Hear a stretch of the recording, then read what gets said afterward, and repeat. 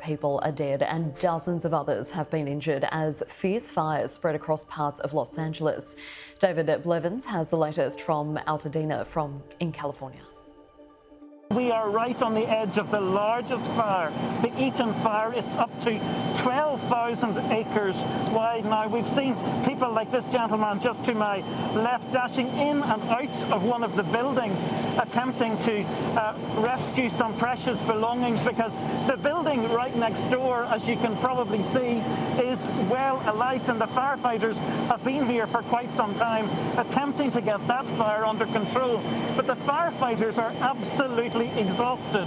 They are working up to 48-hour shifts. They've been dealing with all sorts of challenges, water shortages, fire hydrant failures, and I think it's important to stress that this firestorm here is fast turning into a political storm, because the mayor of Los Angeles, Karen Bass, cut the fire department budget here by tens of millions of dollars in the last budget year, and she's come under fierce criticism because she happened to be on a visit to Ghana when this blaze broke out at home.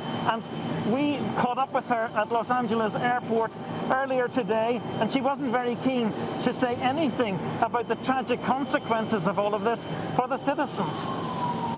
Fire chiefs say that they're really stretched to the limit and running out of water. What have you got to say to that? Have you no response to that? Do you owe citizens an apology for being absent while their homes were burning? Do you regret cutting the fire department budget by millions of dollars, Madam Mayor? Have you nothing to say today? Can you back up, boss? I appreciate it. Have you absolutely nothing to say to the citizens today? Elon Musk says that you're utterly incompetent. Are you considering your position?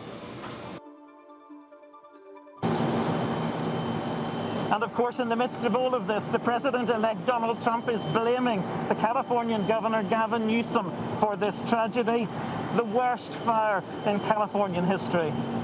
And the catastrophic fire emergency escalated during the worst windstorm in over a decade to impact Southern California. Sky News weather meteorologist Alison Osborne has more details. If we put aside to 1 minute the cause of these fires, which are now encircling Los Angeles, the weather and the fuel loads are creating the perfect recipe for disaster. Now, as the sun went down over Los Angeles yesterday, we can see this giant smoke plume from that Palisades fire. Now, we can see the smoke plume getting stronger and stronger as hurricane force winds kicked into gear. This prompted a red flag warning by the National Weather Service. In Australia, the equivalent would be a catastrophic fire danger rating. Think strong winds and low relative humidity.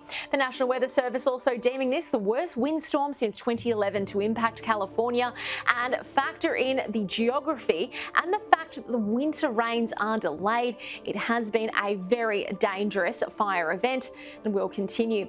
Now, Los Angeles sits at the foot of the mountain range, the San Gabriel and Santa Monica Mountains.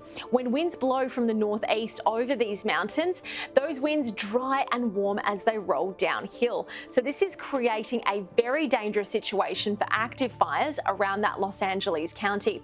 Winds are easing back following those red flag warnings, and throughout the day on Wednesday and into Thursday, we can see a noticeable easing of those winds. That said, the wind direction isn't significantly changing and it is remaining dry. So overall, this is painting a very grim picture for getting control of those fires in the next few days.